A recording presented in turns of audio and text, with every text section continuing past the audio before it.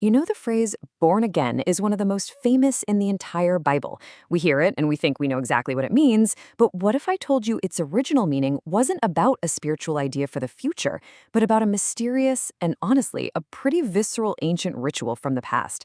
In this explainer, we're going to peel back the layers and uncover the Old Testament roots of this phrase, roots that have been hiding in plain sight this whole time.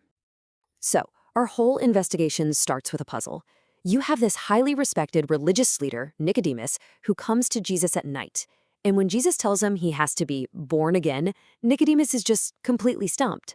But Jesus' reaction is what's so fascinating. He's genuinely surprised, asking him, "You are a teacher of Israel and you do not understand this?" Now, that question implies this wasn't some brand new concept. It was something Nicodemus, of all people, should have already known. So, where was it? Jesus wasn't pointing him to some new doctrine that hadn't been written yet. No, he was pointing backward to something an expert in temple worship would be expected to recognize immediately. The answer wasn't just buried in scrolls and texts. It was actually built into the physical, sensory experiences of the most sacred rituals in all of Judaism. All right, our first clue takes us right into the heart of the temple, to this massive curtain they called the veil. And this is where it gets really interesting, because our modern image of a gleaming, perfect, pristine temple, well, that might be completely wrong.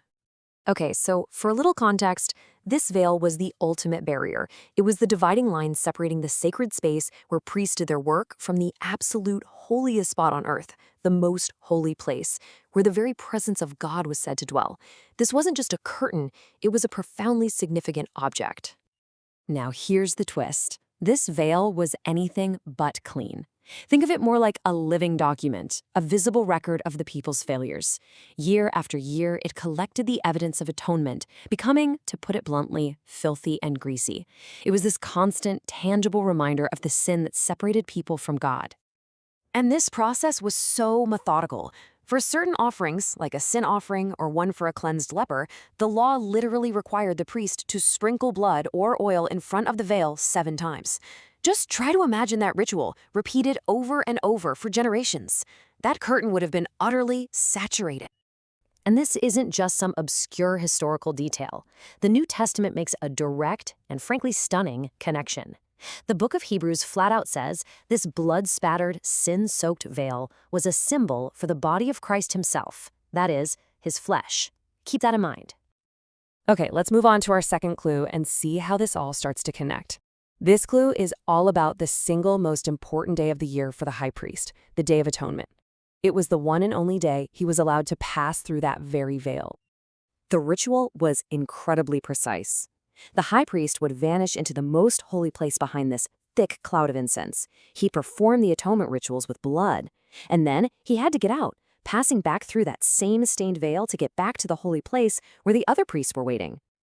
Now, this is the crucial physical detail. He couldn't just sweep the curtains aside like in a movie.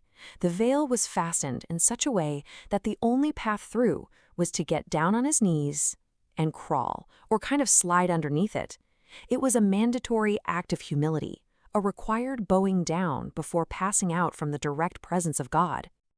So let's put our clues together, right? We have a stained veil that symbolizes a human body, and we have a high priest who has to humbly crawl through it once a year. When you combine those two ideas, they paint a shockingly physical picture of what it meant to be born again.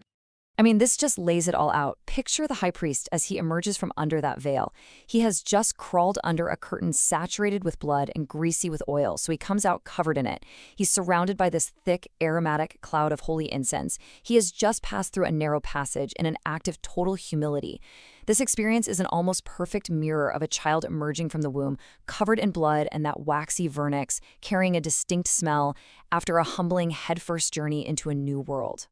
So, you see, this wasn't just some abstract metaphor. It was an annual, dramatic, sensory-rich ritual. To emerge from behind that veil was to be physically and symbolically reborn, cleansed of sin, and brought into a completely new state of being. This is what Nicodemus, as a master of the temple, should have known. And what's really cool is that this powerful temple ritual wasn't an isolated idea. The theme of transformation and rebirth actually pops up in other parts of the Old Testament, which just reinforces the idea that this was a familiar spiritual pattern.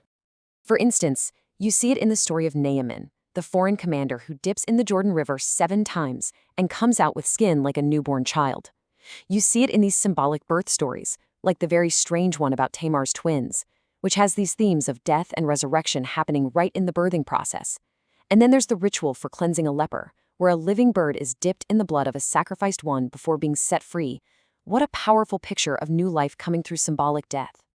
So, when you put all of this together, from the high priest's annual journey to all these symbolic stories, it becomes crystal clear. The idea of a dramatic, cleansing, life-altering rebirth wasn't a new invention at all. It was a deep, ancient concept woven right into the fabric of Israel's laws, its stories, and its most sacred rituals. And that leaves us with one final thought. Today, we often think of being born again as a purely spiritual, internal thing.